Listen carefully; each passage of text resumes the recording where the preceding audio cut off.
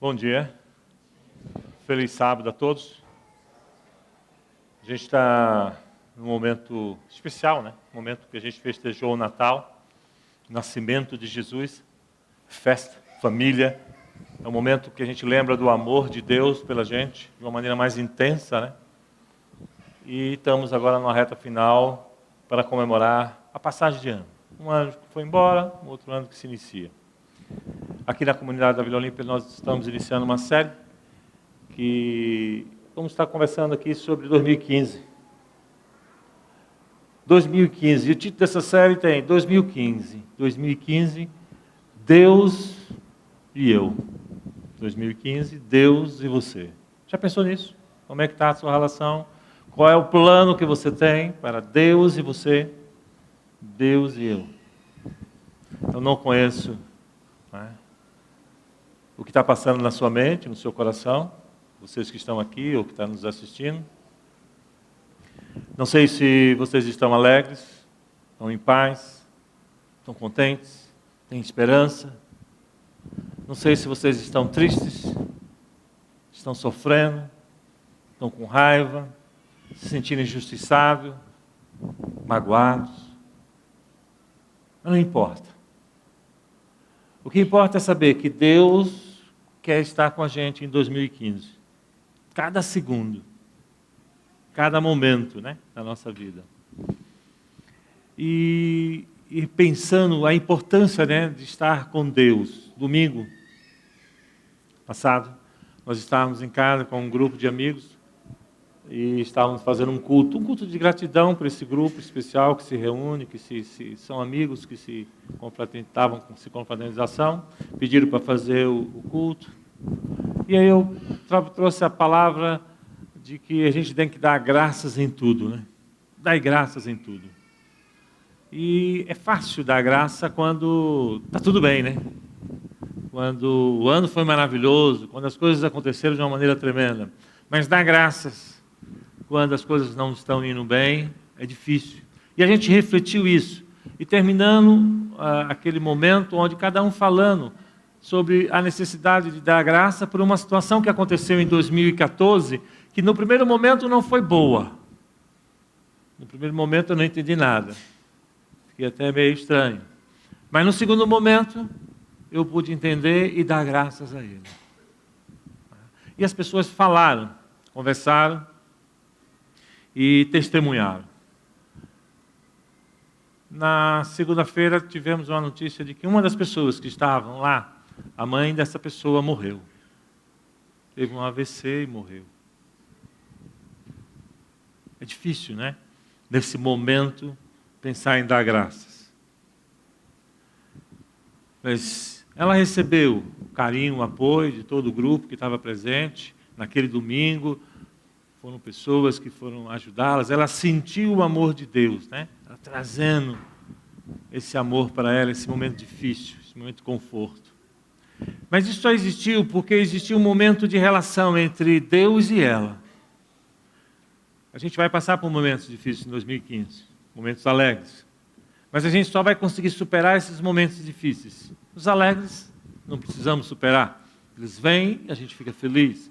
Mas quando os momentos difíceis aparecerem, eu preciso ter uma relação com Deus próxima para poder superar essa relação, para poder lidar com essa dor, para poder lidar com a tristeza, né? Verdadeiramente. E aí a gente entende, quando Deus fala assim, não adianta você construir a sua relação comigo na areia, porque se você construir a relação comigo, a casa, o relacionamento comigo na areia, quando vier a tempestade, quando vier a chuva, quando vier os conflitos, as frustrações, as dores, as injustiças, você não aguenta, você desmonta, acaba com você.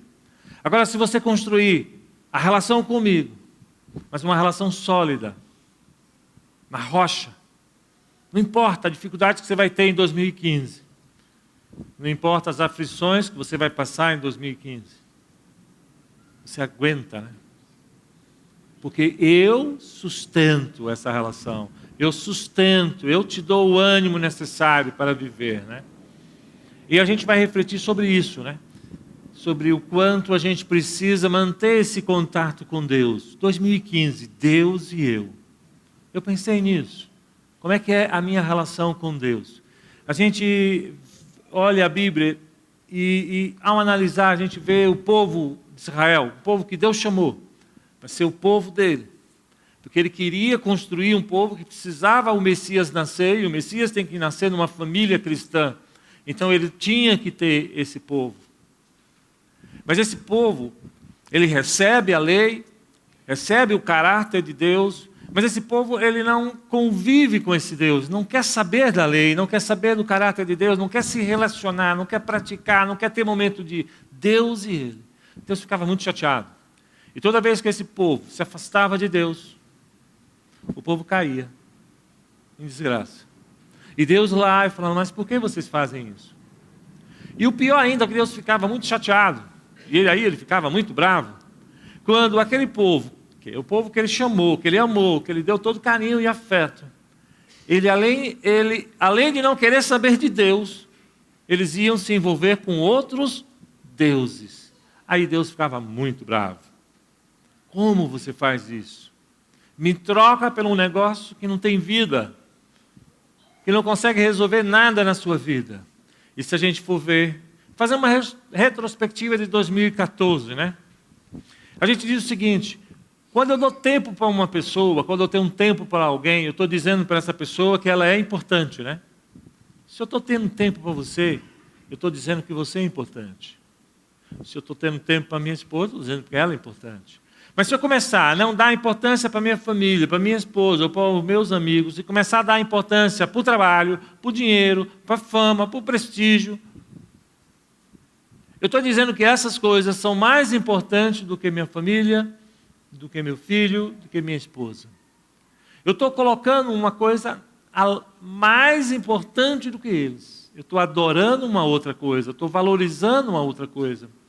E será que a gente não fez isso em 2014?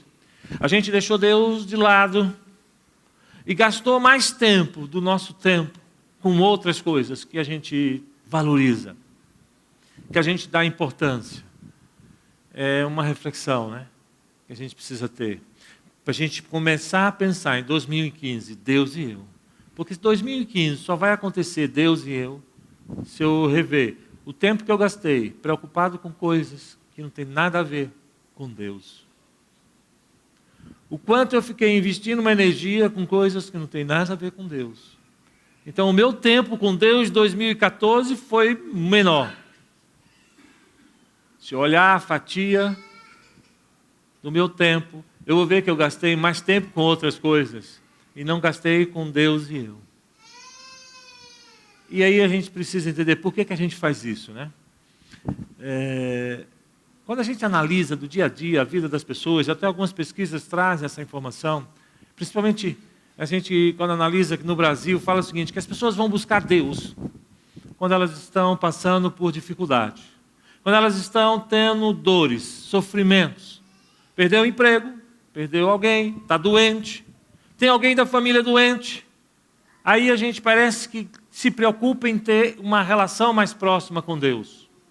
Aí eu vou orar mais, vou pedir oração para as pessoas, vou pensar em ir na igreja, vou pensar até em abrir a palavra de Deus.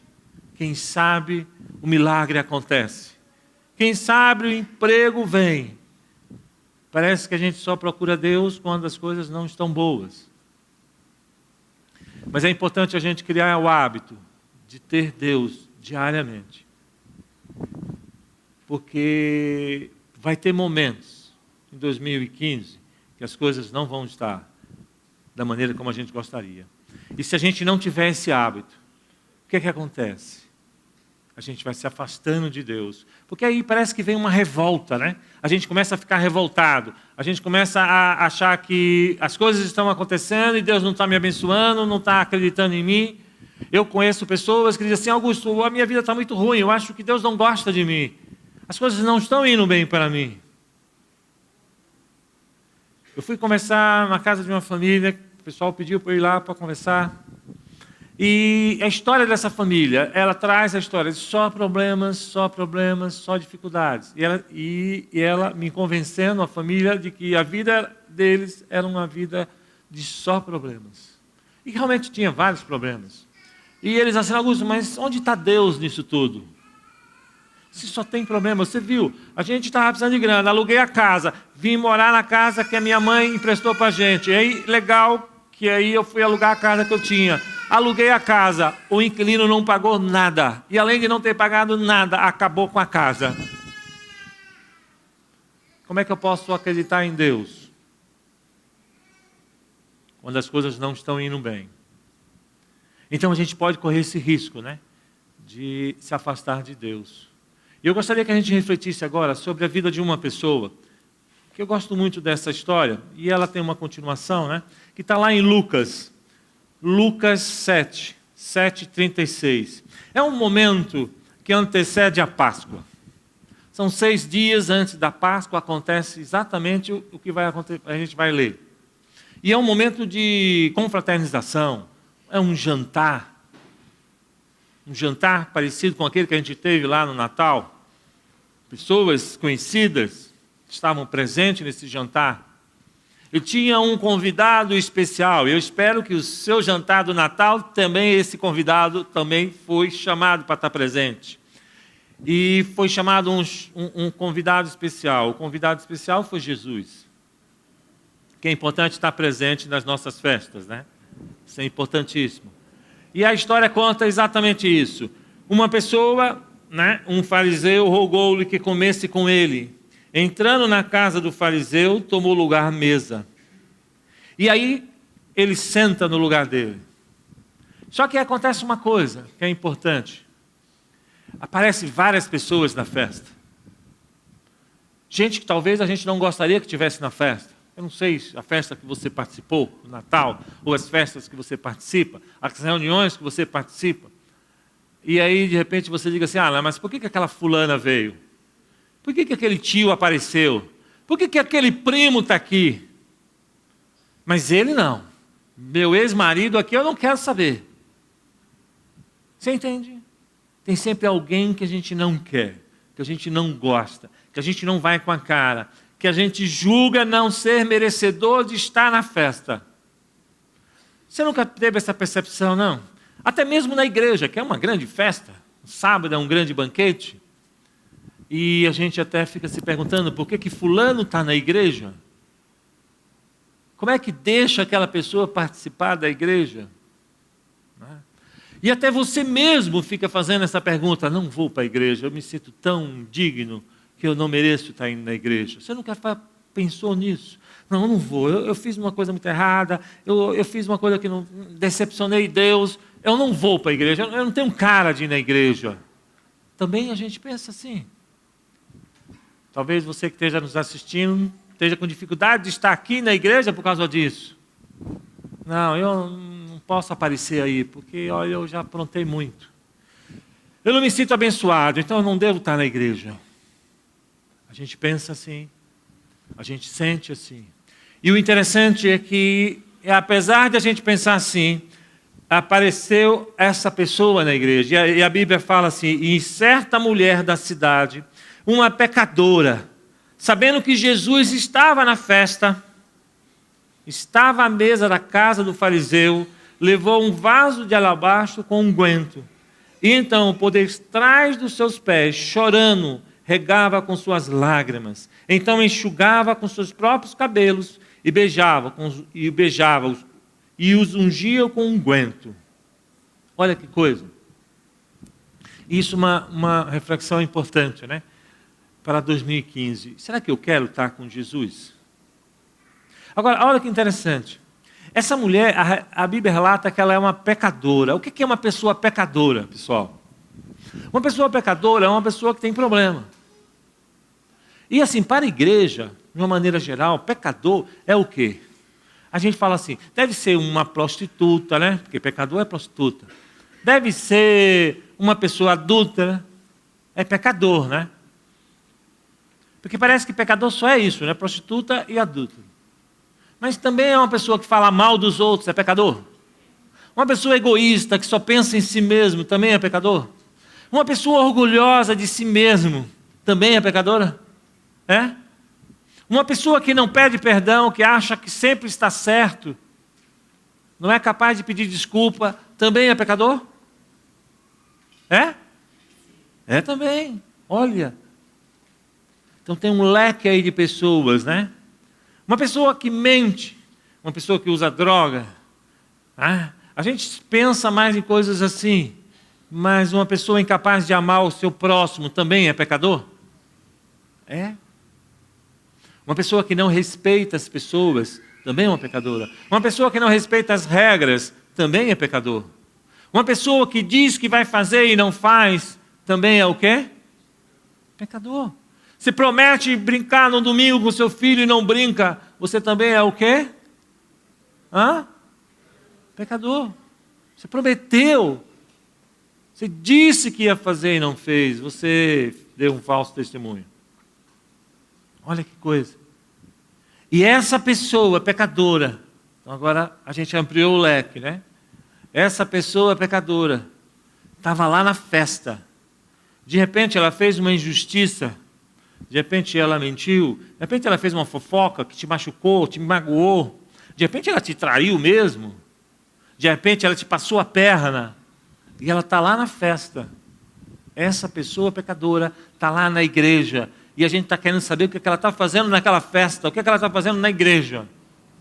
Agora, o que é interessante é que essa pessoa que tem consciência de que é pecadora e que não quer mais ser pecadora, que quer deixar de ser pecadora, sabe o que essa pessoa faz em 2015? Ela busca quem? Jesus. Uma pessoa que vai ter uma relação em 2015, Deus e eu, é uma pessoa que tem a noção de que é pecador. Não sei se você tem essa noção. Ele tem noção de que ele é egoísta, que ele só pensa nele, ele não está nem aí para o próximo. Ele tem noção de que ele é orgulhoso. Ele tem noção de que ele só está preocupado com as coisas materiais, ele não está preocupado com as pessoas. Essa pessoa que cai a ficha, que tem essa noção, mas não quer mais ser assim, que quer mudar, ela vai buscar em 2015 ter a relação Deus e eu. Porque eu preciso de Deus. Primeiro porque eu preciso do perdão. Porque não dá para viver com a culpa disso tudo. Porque a culpa ela te destrói. A culpa ela adoece você. A culpa ela te mata. A culpa faz você gerar várias doenças psicossomáticas. Então não é legal ter culpa. E quem tira a minha culpa de tudo que eu estou vendo de errado que eu já fiz e que eu estou fazendo? Só Jesus. Então, em 2015, eu quero ter essa companhia de Jesus todo dia, porque eu preciso tirar a culpa. Porque sem a culpa eu vou me punir. E me punindo, eu vou me destruindo. Você conhece pessoas em 2014 que se destruiu, que acabou com a sua vida, que sabotou a sua vida, que não quis ser feliz em 2014? Ele fez de tudo para não ser feliz. Pode ser a culpa. A culpa daquela pessoa faz ela destruir a vida dela.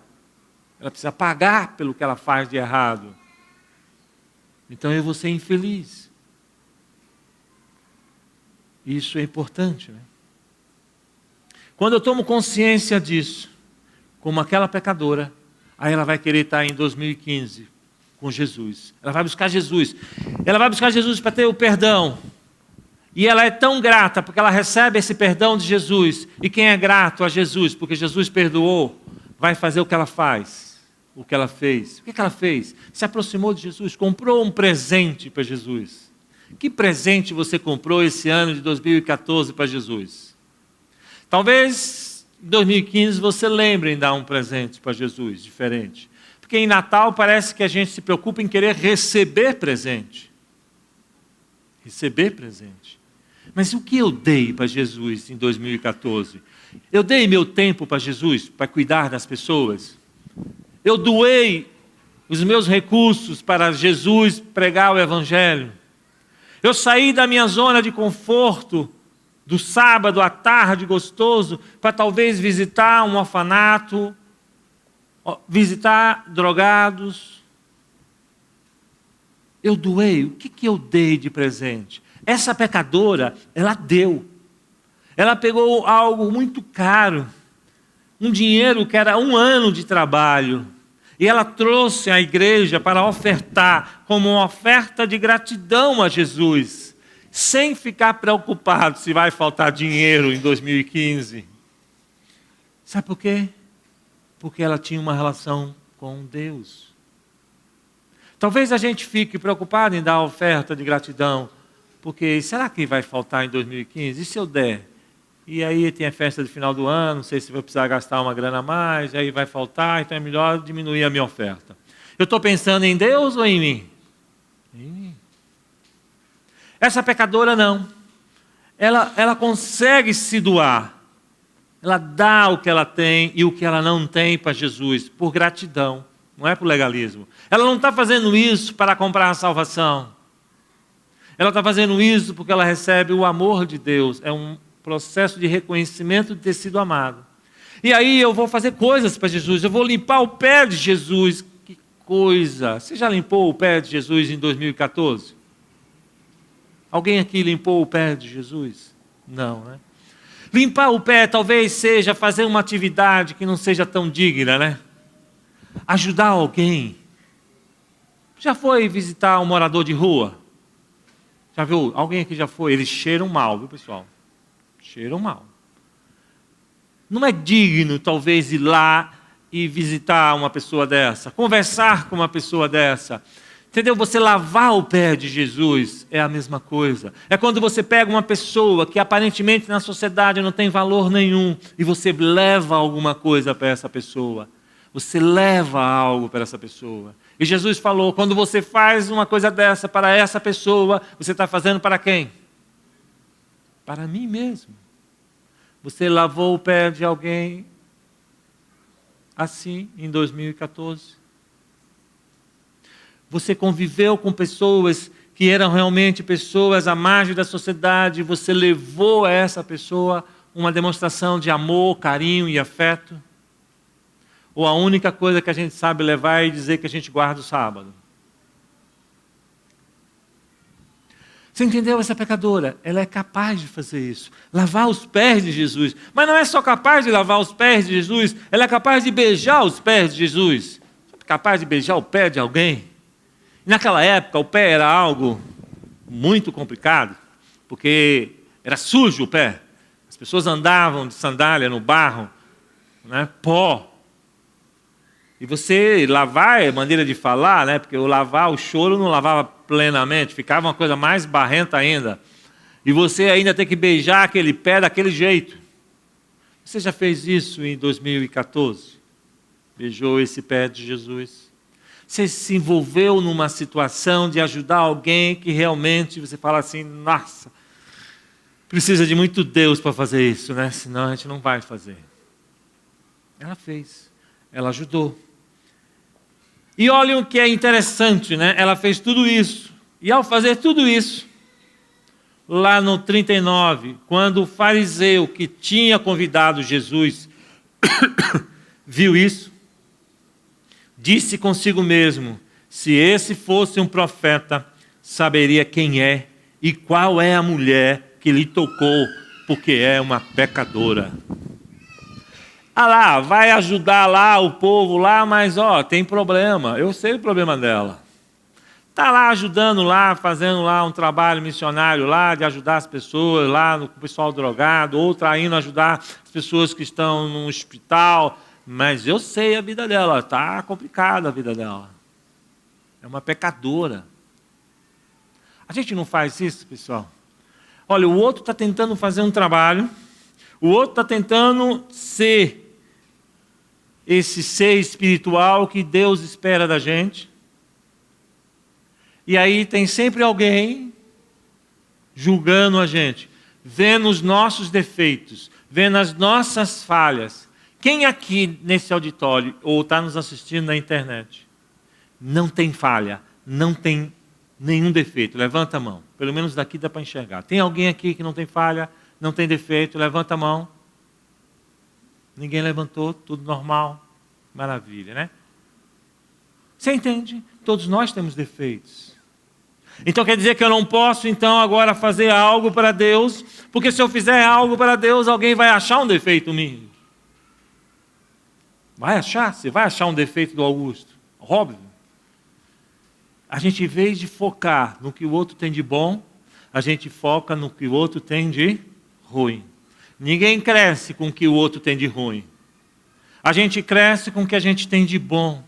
Nós devemos focar no que o outro tem de bom. É assim que Deus faz com a gente. Deus foca no que a gente tem de bom e faz isso crescer e se desenvolver. Mas o fariseu, ele não tem essa percepção. Sabe por que ele não tem essa percepção?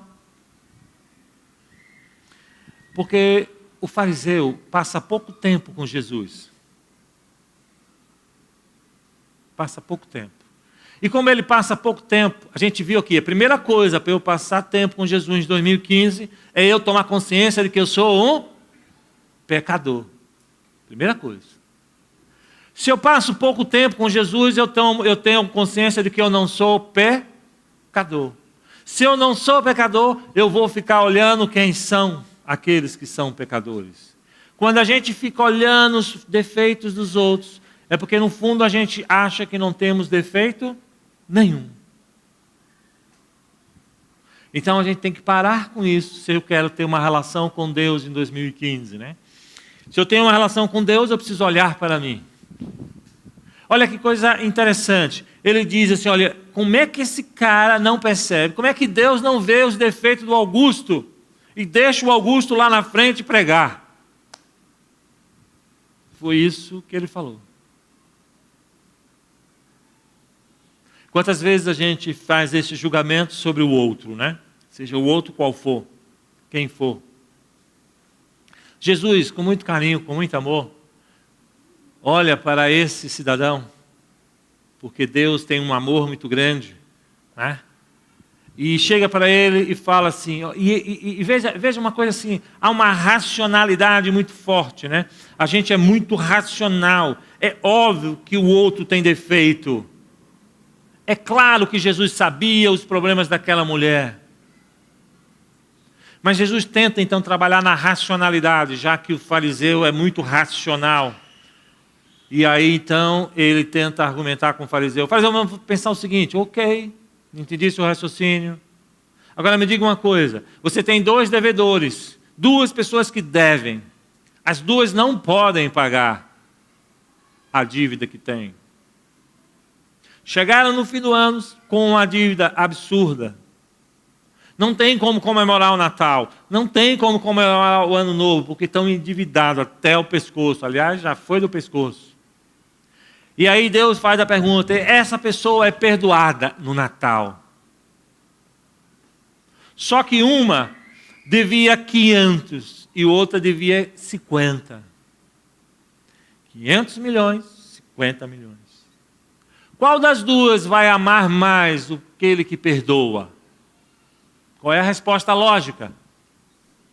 O que mais foi perdoado. Ele está trabalhando com a lógica, com a racionalidade do fariseu. A gente é muito fariseu em alguns momentos. Lógica, a gente quer as coisas certinhas. Augusto, mas o outro é errado. O outro faz coisa errada. Sim, ok. Mas todo mundo faz coisa errada. Todo mundo. Agora ele faz a pergunta, mas tem um aqui que fez só 50 de errados, o outro fez 500 de errado. Não, ele não está falando isso. Ele está falando assim, ó, tem um que deve 500 e outro que deve 50. Qual aquele que vai amar mais? O que deve 500. Beleza, você está certo, ele falou. Aí ele se volta para a mulher e fala, está vendo por que ela faz tudo isso? Eu entrei aqui na tua festa e você não me cumprimentou com um beijo. Ela não para de beijar o meu pé. Eu entrei na tua festa e você não me ofereceu algo para lavar o meu pé. Que quando se entra na casa do outro, naquela época, com o pé sujo, educação, cortesia, amor pelo outro, favoreceu lavar o pé do outro. Eu entrei na tua casa e você nem aí. Ela não. Ela está aqui comigo. Ela me valoriza. Ela gosta de mim. Ela trouxe um presente e você nem me deu presente nenhum. Sabe por que ela faz isso? Ela faz isso porque muitos pecados que ela tem foi perdoado. Então, quem muito é perdoado, muito ama. Mas quem pouco é perdoado, pouco ama. Ele está mandando um recado direto para Simão, dizendo: Simão, sabe por que você não faz o que ela faz? Não é porque você não seja pecador, Simão. Porque você é pecador igual a ela. Então, onde está a diferença? A diferença, Simão, é que você esconde o seu pecado. Você só mostra 50. Ela mostra tudo, Simão. Ou pelo menos quase tudo. Ela se abre para mim. Ela confessa os seus pecados. Você esconde. Você disfarça. Você tem medo de revelar o quanto você é egoísta. O quanto você é orgulhoso. Porque você acha que se você revelar isso, eu não vou gostar de você. Olha que coisa absurda. Parece que a gente cresceu acreditando que se alguém tem defeito, se que alguém tem problema, não merece o meu amor. E a gente ensina isso para as crianças. Ó, se você se comportar mal, eu não gosto de você, viu? Eu não vou mais falar com você. Eu vou retirar meu amor de você. E tem pais que param de falar com o filho. Ficam de cara feia. Viram a cara, retirando o amor do filho. O filho pródigo aprontou com o pai não virou a cara. O pai não fez nenhuma menção de que ia deserdar o filho. Pelo contrário, olha que diferença. A gente tem uma relação muito complicada, né? Eu fico imaginando quando Jesus se encontra com um personagem, que pode ser que eu tenha esse personagem, você também tenha, ou tivemos ele em 2014, que é o jovem rico. O jovem rico chega para Jesus e pergunta: e aí, Jesus, o que é que eu preciso fazer para entrar no reino de Deus? Porque eu sou um cara que faço tudo, o senhor me conhece na igreja, eu faço, eu ajudo, eu apronto, faço tudo bonitinho. Sou um filho nota 10, faço tudo que meus pais gostam. Jesus fala para ele: você conhece os mandamentos? Conheço todos, desde pequenininho. Pratico todos, não é isso que a gente fala, que pratica todos os mandamentos, somos a igreja da lei. Aí Jesus olha para ele, a Bíblia relata, Jesus olha para ele com muito amor. E quando Jesus olha para a gente com muito amor, é porque o negócio está feio. Quanto mais feio, mais amor ele precisa ter para com a gente, né? Ele olha com muito amor e fala: filho, você precisa cair na real. Você está aí achando que você faz tudo, que você é o cara. Só porque você frequenta a igreja adventista, só porque você vem no sábado, só porque você devolveu o dízimo. Você não é esse cara todo. Então vamos lá, para você cair na real, eu vou fazer uma coisa com você. Olha, faz o seguinte, pega tudo que você tem, vende e dá aos pobres, e depois vem e me segue. Essa é a condição de entrar no reino de Deus? Vender tudo e dar para os pobres? É isso que vai fazer você entrar no reino de Deus? Não. Deus não está dizendo que esta é a condição. Deus está tentando fazer com aquela pessoa enxergar a si mesmo e perceber que ela é uma pessoa pecadora. Porque se ela não perceber que ela é pecadora, ela não depende de Jesus. Se ela não depende de Jesus, você não entra no reino de Deus. Você só entra no reino de Deus com Jesus. O que é que ela faz? Ela fica em desespero, porque Jesus pediu uma coisa para ela fazer, que ela não é capaz de fazer. Olha que absurdo. Ela disse que cumpria todos os mandamentos. Ela disse que cumpria todos os mandamentos, como a gente diz que cumpre, somos reconhecidos como uma igreja que cumpre os mandamentos. Mas quando Deus diz, ó, vende tudo que você tem, dá aos pobres, aí ele falou: não, isso não está no mandamento. Isso não deve ser mandamento. Isso eu não consigo fazer. Ele não consegue fazer. Ou seja, ele fracassa, ele mostra a incompetência dele, ele mostra a falha dele, ele mostra o caráter dele, que está ligado a coisas. Ele se revela para Deus, ele mostra o pecado para Deus. Finalmente o pecado é revelado para Jesus. E o que ele faz quando o pecado é revelado para Jesus? A Bíblia diz que ele fica como? Triste. Jesus ficou sabendo do meu pecado. Jesus não vai gostar mais de mim. Jesus não vai mais me convidar para estar aqui pregando, porque ele ficou sabendo do meu pecado. Ele sabe que eu sou um cara incompetente. E agora? Jesus não vai... Agora que eu era assim com Jesus, agora estou acabado. E aí o que aconteceu? Ele ficou triste e fez o quê? Deu meia volta. e foi embora. E deixou Jesus. Será assim que a gente fez em 2014? A gente tem tanto medo de que Jesus descubra os nossos erros, as nossas falhas, os nossos fracassos, os nossos pecados, que a gente não quer mais saber de Jesus. É melhor Jesus ficar lá longe. Porque a gente foi educado assim: você só vai gostar de mim se eu for certinho, se eu for direito, se eu não tiver defeito nenhum, se eu mostrar para vocês que eu sou um bom cristão. Aí eu vivo uma máscara, uma fantasia. Mas Jesus sabe que essa fantasia não se sustenta. E aí ele tenta tirar a fantasia. E ele tentou tirar a fantasia sua e minha em 2014. E a maneira que ele faz isso é provocar crise na gente. Quando ele provoca crise na sua vida e na minha vida, ele está tentando chacoalhar, ele está tentando que a fantasia caia e pareça o real Augusto, o real você, para que você possa se beneficiar do contato com Jesus. Aquela pecadora, ela não tinha vergonha nesse momento de se chegar a Jesus por ser pecadora, por ter problema, porque ela já tinha conversado, Jesus já sabia as falhas dela. E não importa se o outro falasse ou não dela, ela não estava nem aí preocupada com isso. Ela não ia sair da igreja porque tem alguém que fofocou mal dela na igreja, falou de um defeito dela. Ela está lá. Onde está Jesus? Ela está. Se Jesus está na igreja, ela vai acompanhar. Se Jesus está lá no pequeno grupo, ela vai. Ela não tem vergonha, porque ela sabe que ela precisa de Jesus. Ela precisa de Jesus. E ela aprendeu tanto isso, que se a gente for avançar na história de Maria, Lucas, você vai ver lá a história, Lucas 10, 38, e aí a gente vai finalizando, entendendo, né, como ela tinha essa noção, ela amava ficar com Jesus. O projeto para ela, para 2015, foi Deus, Jesus e eu. Olha que tremendo. E aí aconteceu que, indo eles de caminho, entrou numa aldeia, e certa mulher, por nome Marta, recebeu em sua casa.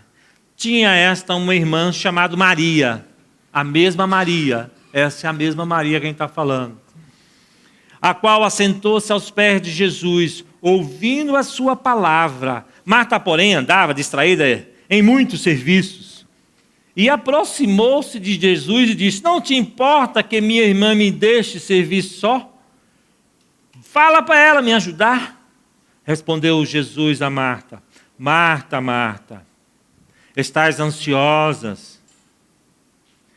preocupada com muitas coisas, mas só uma é necessária. Maria escolheu a boa parte, a qual não lhe será tirada. Maria agora não está mais preocupada com 2015. Não importa.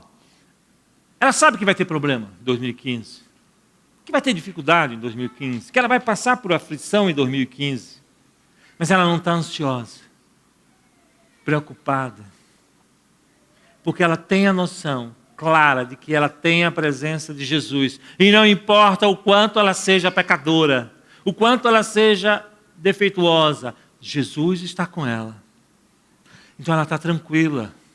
Você entendeu? Ela consegue ficar calmamente lá, lendo a palavra de Deus. Ela consegue agora já abrir a Bíblia e se deliciar. Ela consegue em 2015 ter momentos de devoção, de oração, de meditação. E não é um enfado. Não é uma coisa medonha, chata, enfadonha. Não, é gostoso. Enquanto a Marta ainda não conseguiu isso. A Marta está preocupada. Ela não tem tempo em 2015 para Jesus. Ela está tão preocupada porque tem tanta coisa para fazer em 2015. E a bagunça que vai ser na festa, então, vai sobrar tudo para ela. Ela não vai ter tempo para Deus em 2015. Você entende? Maria não. Maria já aprendeu. E não importa o problema que ela tenha. E ela está ali, aprendendo isso. Sabe por que ela está aprendendo isso? Porque ela sabe que vai ter momentos difíceis na vida. E aí, se você agora avançar a sua Bíblia, você vai ver um momento difícil na vida de Maria. Lá em João 11. João 11. Diz assim: estava enfermo certo Lázaro, de Betânia, aldeia de Maria e sua irmã Marta. Esta Maria, cujo irmão agora estava doente, era a mesma que ungiu o Senhor com bálsamo e lhe enxugou os pés e os cabelos. É a mesma. Mas essa Maria agora tem um irmão que está doente, está com câncer. Ela já recebeu a informação do médico que é terminal. Não tem jeito. Como é que você ficaria para lidar com uma situação dessa em 2015? Sem Jesus, a gente se desespera. Sem Jesus, a gente se acaba de preocupação. Aí vai tomar um monte de remédio, vai deprimir, vai ficar mal, vai não querer mais ir para a igreja, vai se rebelar, vai ficar revoltado. Ela, como já tinha em 2014 feito uma relação com Jesus, quando aconteceu isso em 2015, ela simplesmente ora e manda um recado para Jesus. Ela ora e manda um recado para Jesus. Porque ela já está acostumada a orar, ela já está acostumada a manter tempo com Jesus e fala para Jesus. E aí diz assim, ó: mandaram as irmãs de Lázaro dizer a Jesus: Senhor, aquele quem amas está enfermo. Vem nos ajudar. E a história relata que Jesus ouviu isso e conta: ele não vai morrer. As pessoas não entenderam muito bem. Mas o que acontece é que ele atrasou. Ele não foi no tempo que a irmã queria, que a Maria queria e a Marta queria. Quantas vezes a gente vai orar em 2015, ou orou em 2014 e a resposta não veio no tempo que a gente queria? E aí a gente diz: eu devo ser uma pecadora, por isso que Deus não está ouvindo a minha oração. O ladrão na cruz era um pecador? Deus ouviu a oração dele? Porque se Deus, para ouvir, tiver que ouvir só a oração de quem não é pecador, ele vai ouvir a oração de quem? Não tem. Não importa. Você entendeu? 2015, Deus e eu, só vai ter isso se você tiver noção que você é pecador. E não importa. Ela ora. E não importa a demora, ela sabe que Deus vai responder. Do jeito de Deus, da maneira de Deus, porque ela tem uma relação com Deus. Isso não é mágica, é fruto de um processo que ela estabeleceu com Deus. Aí ela consegue, manda, Deus se atrasa, e o que é que acontece com o irmão dela? Morre. E aí? Meu Deus não gosta de mim? Meu Deus está me castigando? Fiz alguma coisa de errado? Não é possível. Foi isso que ela ficou pensando? Não. Ela tinha certeza, ela diz: olha, aquele que tu amas está doente. Ela tem certeza que Deus ama ela, o irmão e a irmã. Você tem essa certeza que Deus te ama, que Deus te amou cada dia de 2014? Quando eu tenho essa relação, Deus e eu consigo perceber o quanto Deus me ama. Se eu não tenho essa relação, Deus e eu, fica difícil perceber que Deus me ama. Não porque Ele não me ama, pela falta da relação, do relacionamento, do convívio. E aí o que acontece? Deus se atrasa e aí aparece. E ela fica sabendo que Deus apareceu. E aí tem uma cena que eu acho que é muito boa, né? Cadê?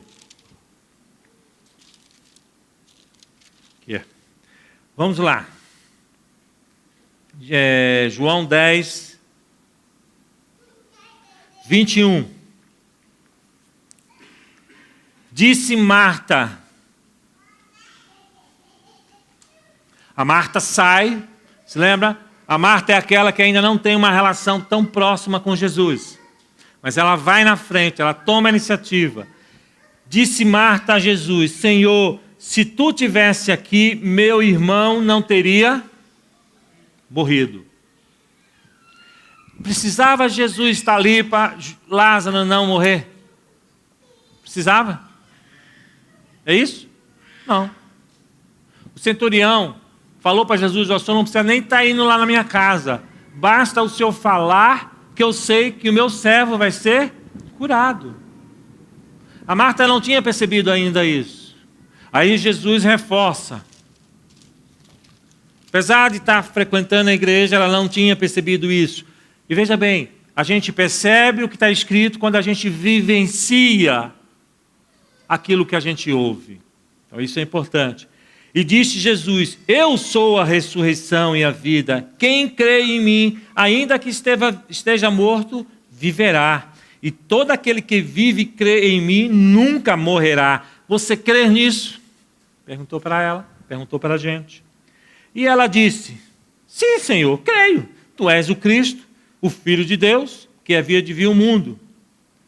Depois que ela disse isso, voltou-se e chamou Maria, sua irmã, em particular, dizendo: o Mestre está aqui e te chama. E a Maria vai e faz a mesma coisa. E agora é interessante, né? Porque Deus está dizendo que vai ressuscitar.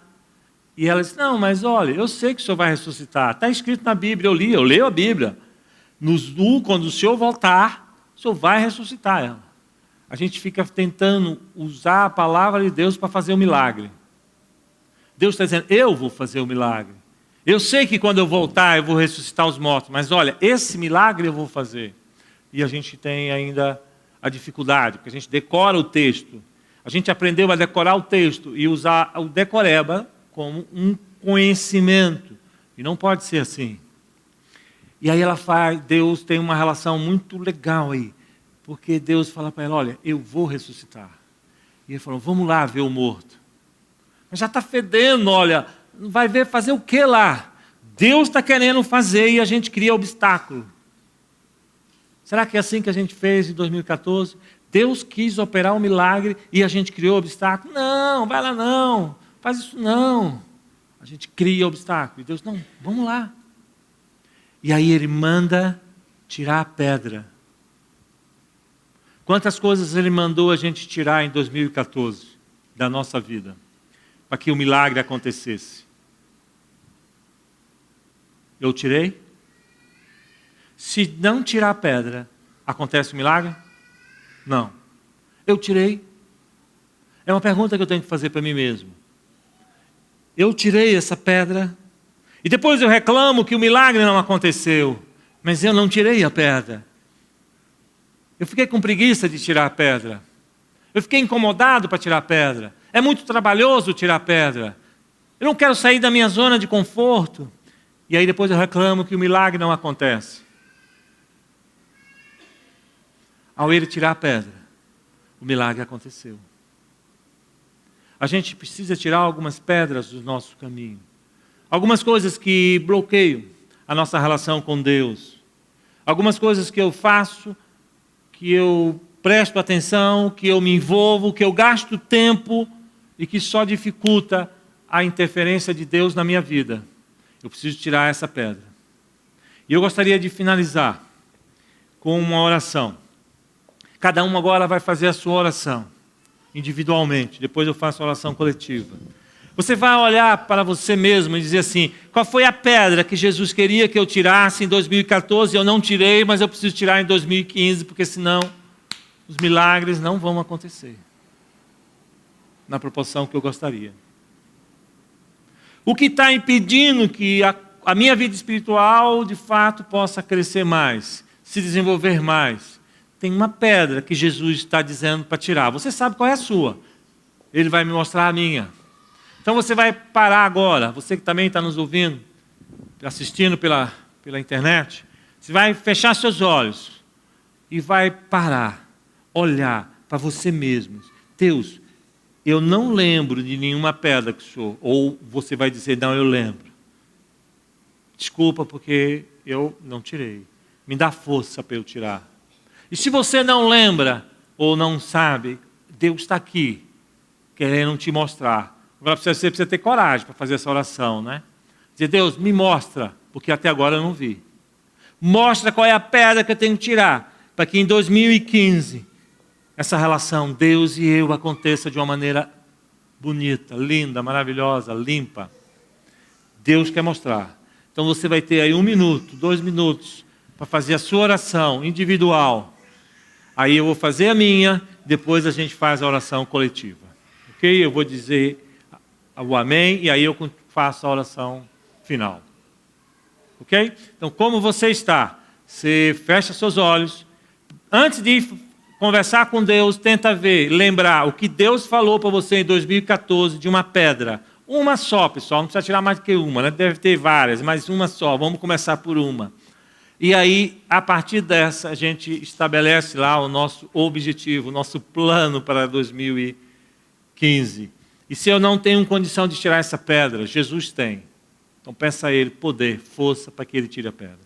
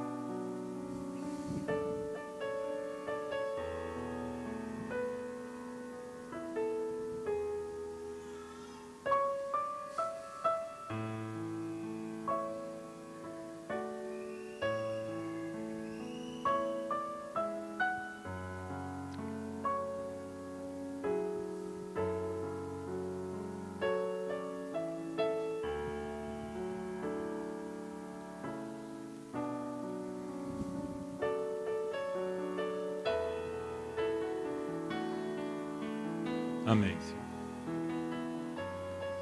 Querido e amado Pai, aqui estamos, Senhor, agradecido como igreja por essa oportunidade que o Senhor nos concedeu. Estamos refletindo, Senhor, sobre o seu amor, sobre a necessidade de estarmos nesse ano que está se iniciando, estabelecer esse contato entre o Senhor e a gente. Obrigado, Senhor, porque através da Tua palavra percebemos, Senhor, que precisamos reconhecer a nossa pequenez, a nossa condição pecadora, para ir a Ti, Senhor, clamar o perdão, clamar a misericórdia, o Teu amor, e recebermos, Senhor, o Teu amor, para a partir daí, ao recebermos o Seu amor, podermos amar. Queremos amar, Senhor, o próximo, queremos amar a Ti, mas sem esse Seu amor, primeiro, não conseguiremos. Por isso, Senhor, estamos gratos, porque o Senhor nos ensina que só conseguiremos amar, porque primeiro o Senhor nos amou. E o Senhor só é capaz de nos amar se abrirmos a Ti os nossos pecados, se não termos vergonha de falar, de confessar, de mostrar as nossas falhas e receber o perdão e o poder para sermos transformados. Obrigado, Senhor, porque aprendemos que se estabelecermos essa prática de estarmos com o Senhor diariamente, nos fortaleceremos, Senhor, para lidar com qualquer situação que venha acontecer em 2015. E também obrigado, Senhor, porque o Senhor nos promoveu agora uma situação de olharmos para a gente e vermos aquilo que o Senhor está pedindo em 2014, a gente não viu, não quis olhar, não quis perceber. Aquela pedra que precisa ser removida para que o milagre aconteça. Obrigado, Senhor, porque nos concedeu esse momento de refletir, de ir a Ti, pedir força, Senhor, porque alguns não conseguem sozinho arrancar a pedra, precisa de ajuda, e foram a Ti pedir essa ajuda. Outros não conseguem enxergar qual pedra, e foram a Ti pedir poder para que o Senhor mostre. Obrigado, Senhor, porque temos certeza que o Senhor operou, nos mostrando e nos dando a ajuda necessária.